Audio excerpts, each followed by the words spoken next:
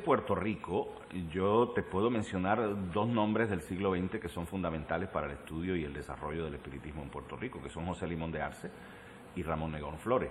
¿Quiénes eran estos caballeros? Pues mira, José Limón de Arce es el más importante intelectual puertorriqueño, diría yo, que de la década del 10, por ahí, 10, 20, podríamos decir que es uno de los más importantes intelectuales. Él nació en Arecibo, se crió en Arecibo, se desarrolló como poeta, como escritor, como dramaturgo, como historiador, y una de sus más importantes contribuciones son sus estudios científicos sobre el espiritismo. Él tiene varios ensayos sobre lo que es el periespíritu, él era masón. O sea, él era un hombre integral en ese sentido, o sea, él podía asociar todas esas creencias al trabajo cultural, al desarrollo de un individuo, y sus trabajos, yo los he leído, son extraordinarios. Ramón Negrón Flores fue, por su parte, uno de los más importantes poetas de la generación del 30, y Ramón Negrón Flores dedica toda su poesía a promover el ideario espiritista. Él fue un importantísimo político, fue un hombre destacado en las letras, tanto en Puerto Rico como internacionalmente. Sus poemas se publicaron en muchas antologías fuera de Puerto Rico. Y tiene poemas maravillosos donde expresa su visión de lo que es la búsqueda del espíritu por su pureza, por su desarrollo, ¿no? O sea, esos dos intelectuales marcaron el desarrollo del espiritismo a nivel popular, a nivel, digamos, también de considerar al espiritismo como una ciencia que había que tomar en serio. También en lo que es el derecho, lo que son las leyes. El espiritista, por ejemplo, fue la misma Federación de Espiritistas que exigió y logró la abolición de la pena de muerte. Estaba recordando sobre mi padre, don Vicente Geisel Polanco.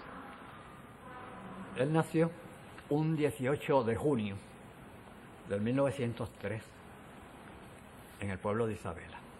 Desde muy temprano, él tenía ideas de tipo de avanzada, tanto en lo espiritual como en la dignidad política para Puerto Rico. Se empezó a compenetrar por vez primera directamente con el campesinado de Puerto Rico a través de toda la isla.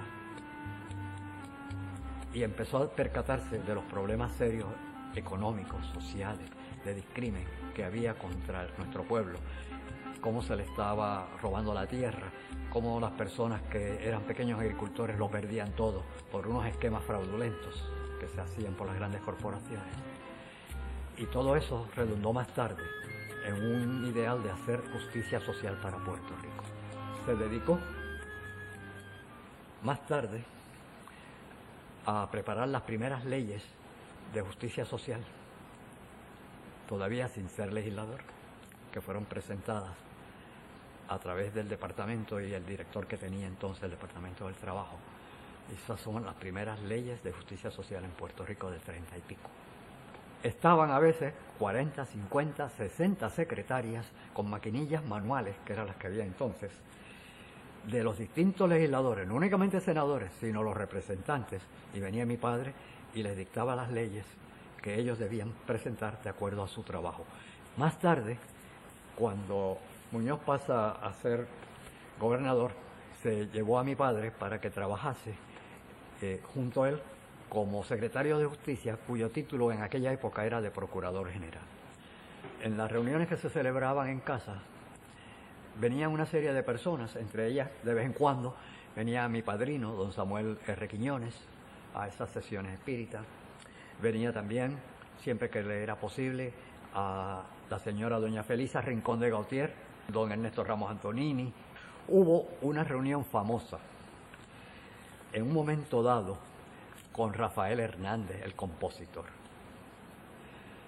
que ha salido a relucir porque él dedicó una pieza que él compuso, titulada Pobre Gitana, al espíritu de la gitanilla, y se lo dedicó a mi padre y a mi madre. Sola va la pobre gitana.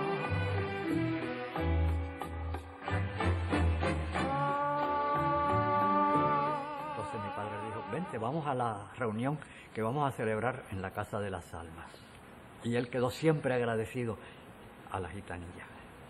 Tuvieron una influencia a todos estos factores grande, grande, grande en mi padre y en la legislación social que se llevó a cabo. Y ciertamente esa legislación tiene el sello de justicia de estas nobles filosofías espirituales. Le negó por ser gitana el derecho a tener patria y de ser hija de Dios. Posiblemente Francisco Matos Paoli sea uno de los más grandes poetas, no solo puertorriqueños, sino hispanoamericanos. Matos Paoli nació en Lares, en 1914 o 1915. En Lares comienza sus estudios y recibe un golpe bien duro con la muerte de su madre. Su madre era una persona que tenía una sensibilidad muy especial.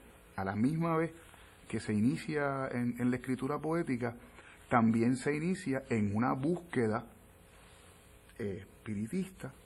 Entonces se acerca y es del grupo fundador del Centro Espiritista Luz y Progreso de Lares.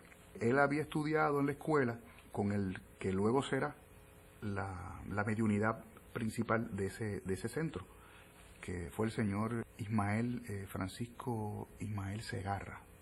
Transcurre esa década del 50 y don Paco un día, ya a comienzos del 60, se levanta y empieza a escribir El Canto de la Locura. Y según el testimonio de su esposa, doña Isabel Freire, escribe El Canto de la Locura en 2 días. En el texto de Canto de la Locura, el hablante lírico es un mediador entre el mundo del más allá y el mundo de acá. Y eso es una función, ¿verdad? Eso es una función de comunicación de la reunión espiritista. Es una función que cumple la reunión espiritista de comunicar ambos mundos. Y siguen, o sea, hay muchas presencias espiritistas en todo el canto de la locura. Pero no quiero decir con esto, naturalmente, ¿verdad?, que tenemos que cerrar la interpretación o limitar la interpretación exclusivamente a este discurso, ¿verdad?, a este lenguaje espiritista. Lo que señalo es que no se puede leer el canto de la locura si no se toma en consideración también entre los otros discursos, el discurso espiritista. No podemos hablar de un Francisco Matos Paoli, ser humano ni poeta, si no se toma en cuenta ese contacto tan único, tan íntimo que él tuvo con el espiritismo. Los no creyentes, a lo mejor eso les chocará, les dará trabajo entenderlo. Pero no hay que ser necesariamente un creyente para uno respetar esta realidad psíquica. No es cosa de yo hacer un llamado a los televidentes a que se conviertan a la ciencia, ¿verdad?, a la ciencia o a la filosofía espiritista. Puede ser el llamado, en todo caso, es a leer a este grandísimo poeta y reconocer la presencia del espiritismo entre las otras presencias que hay en su trayectoria poética. Se es poeta, se nace poeta, pero se hace uno poeta de acuerdo con la fe, con obras. Vivimos lamentablemente en un país que trivializa todo y pues el espiritismo no podemos negar que también ha sido trivializado en muchos sectores. Y eso a mí me preocupa mucho porque pues se pierde de perspectiva el poder transformador que tiene una doctrina como esta. Lo primero que tenemos que dejar establecido es que el espiritismo no es una religión. Y en tanto no es una religión, pues constituye una forma de pensar que promueve la libertad, el albedrío. Podemos pensar sobre el espiritismo, podemos disentir del espiritismo, podemos hacer todo lo que queramos con él, pero no podemos trivializarlo ni poder convertirlo en una doctrina que se cierra, en una religión terriblemente tiránica que determina la conducta de un ser humano. Muchas personas tienden a confundir folclore espiritual con espiritismo, y el espiritismo tiene su lenguaje, su pensamiento, su visión, su metodología. El buen espiritista no utiliza santos, no utiliza fuente de agua, no utiliza incienso para ni está adivinando el futuro, ni leyendo cartas, ni la mano, ni la estrella. No, son otras áreas de conocimiento que no son espiritistas. La respetamos, pero eso no es espiritista. Así que pues te puedo decir que el espiritismo se manifiesta en los círculos intelectuales de muchas maneras, de muchas formas que a la larga van en beneficio precisamente de la sociedad. El espiritismo ha sido una fuerza motora de la sociedad, del pensamiento intelectual puertorriqueño, sin ninguna duda. No tengo ninguna duda sobre eso, y lo seguirá siendo, en tanto constituya una forma de pensar en libertad y de pensar en la vida, en la causa, en el efecto. Yo creo que eso es lo que hacen los intelectuales, pensar en ese tipo de cosas y constituir con ellas una forma de vivir. El espiritismo es una forma de pensar, es una forma de vivir, es una forma de sentir. Y lo más maravilloso que tiene es que es una forma libre de hacerlo. Lo puedes hacer libremente, no tienes que rendirle cuentas a nadie, ni a sacerdotes, ni a obispos, ni a cardenales, ni a reverendos. Le rindes cuenta a tu propio corazón.